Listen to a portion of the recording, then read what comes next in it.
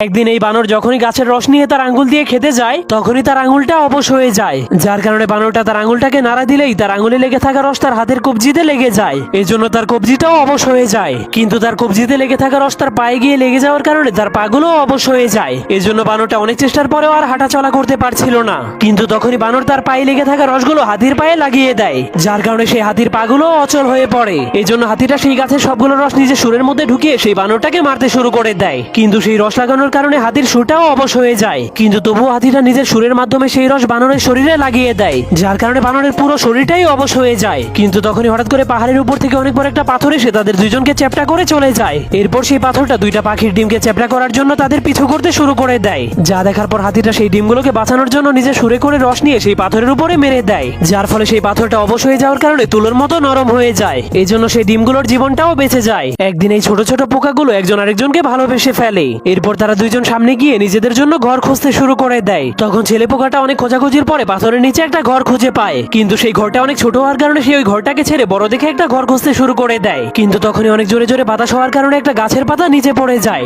যার কারণে পোকাটা অনেক ভয় পেয়ে সেই পাতার নিচে লুকিয়ে লুকিয়ে ঘর খুঁজতে শুরু করে দেয়। কিন্তু ঘর খুঁজতে খুঁজতে সে অনেক সুন্দর একটা ক্যান খুঁজে পায়। তখন সেই ক্যানের ভেতরে ঢোকার পর সেই ঘরটা তার অনেক পছন্দ হয়ে যায়। কিন্তু তখনই হঠাৎ করে কালো মেঘের কারণে সবকিছু অন্ধকার হয়ে যায়। এজন্য পোকাটা বাইরে বের হলেই সেখানে অনেক জোরে জোরে বৃষ্টি হতে শুরু করে দেয়, যার কারণে সেই ক্যানের ভিতরে অনেকগুলো পানি ভরে যাওয়ার কারণে পোকাটা তার সুন্দর ঘরটাকে ফেলে নতুন একটা ঘর খুঁজতে শুরু করে দেয়। এরপর সে অনেক পুরনো একটা পাইপের মধ্যে ঢুকে যায়। সেখানে ঢোকার পর সেই ঘরটা তার অনেক পছন্দ হয়। কিন্তু তখনই সে দেখতে পায় সেখানে আগে থেকে একজন বসবাস করে। এজন্য সে অনেক শরম পেয়ে সেখান থেকে চলে যেতে শুরু করে। কিন্তু হঠাৎ করে সেই পাইপের ভেতর থেকে পানি বের হওয়ার কারণে তারা দুইজনই বাইরে বের হয়ে আসে। তখন দিনের আলোতে তারা একজন আরেকজনকে চিনে ফেলে। সেই মহিলা পোকাটাই ছিল তার প্রেমিকা।